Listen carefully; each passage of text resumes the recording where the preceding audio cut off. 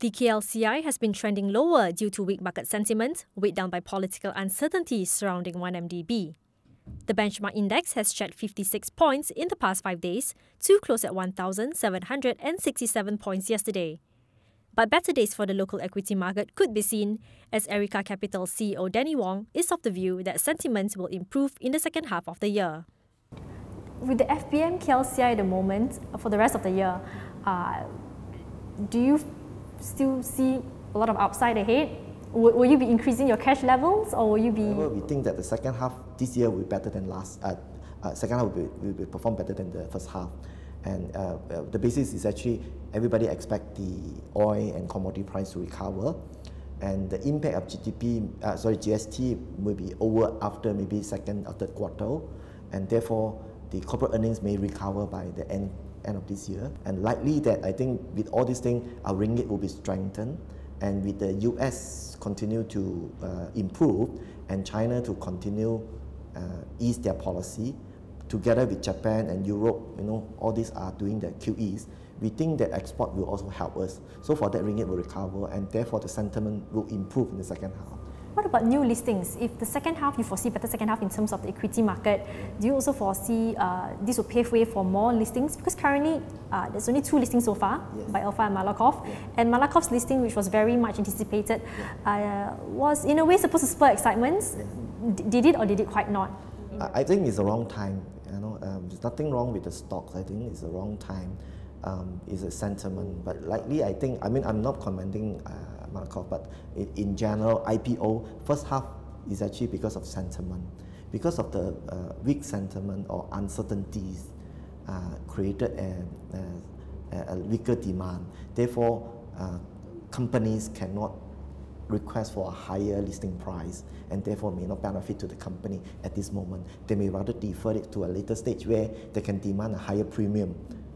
Okay, but what for Malaysia right now? And also the equity market, economy and equity market. What are the biggest risks that we are having? Like you mentioned, commodity prices. You have the weak ringgit.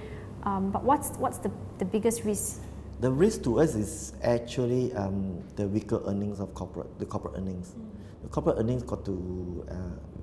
It's also depending on the whole business environment. Of course, I will expect this year, first year is actually affected because of our weaker ringgit. It's affected because of oil price, and also affected because of sentiments. And that actually all adds up that there are some outflow of foreign funds that trigger we are underperformed the rest of the region in terms of equity market. But I think that the main risk moving forward is actually the ringgit. Are we able to recover and stabilize that? Oil, which is triggered by oil price. If the oil at this moment is about nearly 60 per barrel, if we can go up to, let's say, 70, that will be far above our budget. Because we revised our budget. So if we can go up to 70, there will be a lot of room for us. So it will help in terms of our deficit. It will lower down the deficit. Therefore, it strengthens our overall fiscal position as well as our budget. So therefore, they are more confident for the foreigner, and more confident for the local and corporates as well to spend, to grow, and to expand. How does all this, following the 11 Malaysia Plan announcements, pan out for the local equity market? Do you foresee this to give a sentiment boost? On a very selective, certain sectors will benefit from here. Infrastructures, and even some of this like manpower and training and education and healthcare. Even commodity sectors like exports, you talk about oil and gas, palm oil. This may benefit from this 11 Malaysian Plan. Maybe on that, let's link it to your fund, your strategy as a fund manager.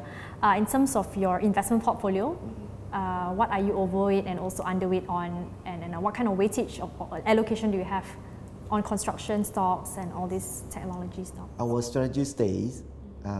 Is actually for long term. So we don't really, because of one event, we change our strategy unless this affect our fundamental. But looking at this and also present outlook and what we can foresee in the next 12 months to come, the right sector, according to our research, is actually more like the few sectors I have mentioned. I think, but looking at it because of the environment here, and because the impact of GST at this moment, because of the impact of weak ringgit, and together with this 11 Malaysian plan. So we overweight certain sectors like construction, telco, healthcare, oil and gas, but we underweight certain sectors like, for instance, consumer, we are about neutral or even lesser than that. Finance, banking, we are actually underweight same, but tactical calls, this year and last year was the year, or even now is the year of mid caps to perform. Large cap underperformed the small cap in that period.